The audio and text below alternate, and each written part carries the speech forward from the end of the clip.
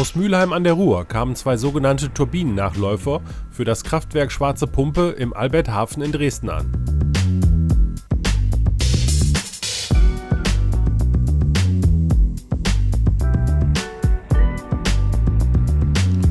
Bevor jedoch mit der Verladung begonnen werden konnte, musste die Kesselbrücke zusammengebaut werden.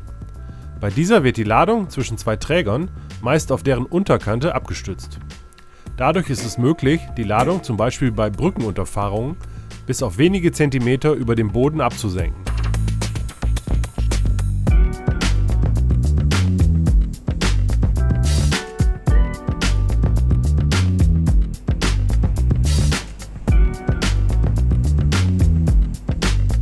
Danach wurde dann die erste der beiden jeweils 91 Tonnen schweren Turbinennachläufer aus dem Schiff gehoben.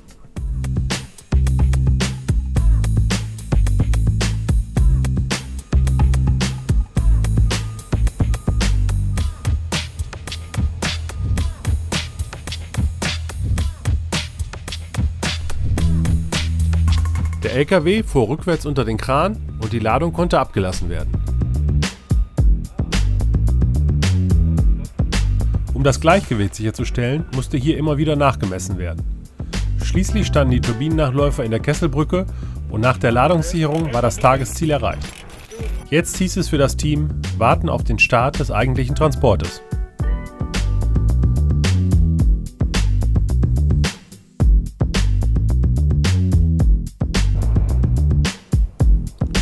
Gegen 23:30 Uhr und nach Abnahme der Polizei ging es dann auf die erste Etappe ins 90 Kilometer entfernte Kraftwerk.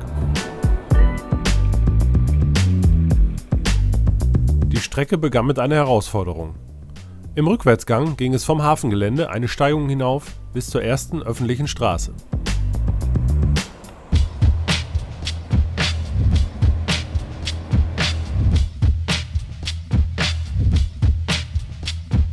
Von hier waren es nur wenige Kilometer bis zur Autobahnauffahrt. Über die A4 und A13 ging es zum Etappenziel, dem 60 Kilometer entfernten Rastplatz Freienhufener Eck an der A13.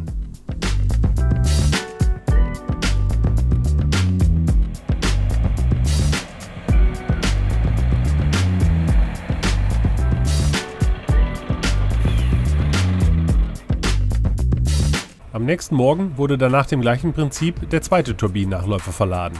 Rückwärts unter den Kran fahren, Absenken der Ladung, zentimetergenaues Ausrichten und Ladungssicherung. Und der Transport war fertig zur Abfahrt.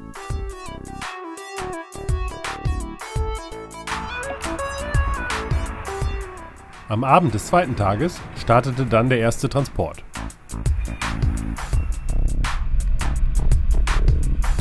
Um eine Brücke zu unterqueren, machte sich dann der Einsatz einer Kesselbrücke bezahlt. Der ganze Anhänger wurde einige Zentimeter abgesenkt und die Brücke konnte problemlos passiert werden.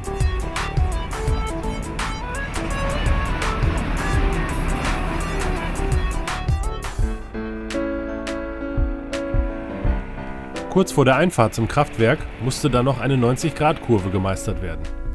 Hier ging es komplett über eine Mittelinsel, die zuvor mit Überfahrmatten ausgelegt wurde, damit am Untergrund nichts beschädigt werden konnte.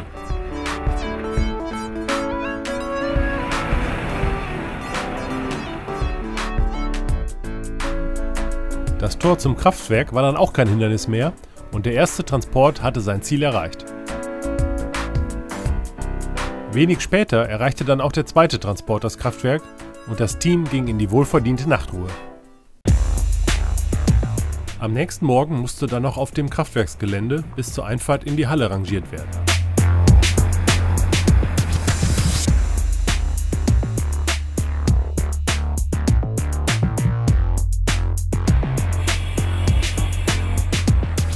Wieder wurden große Überfahrmatten verlegt, um einen befestigten Untergrund für die 13 Achsen des Transportes zu schaffen.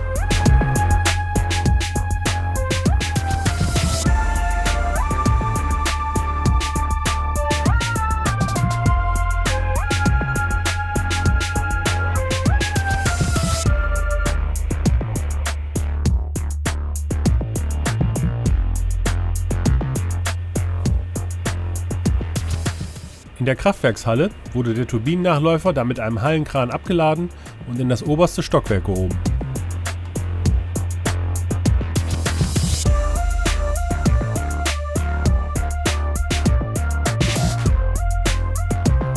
Der erste LKW musste die Halle jetzt wieder rückwärts verlassen, damit auch der zweite Transport seine Ladung abliefern und der Auftrag zur Zufriedenheit aller abgeschlossen werden konnte.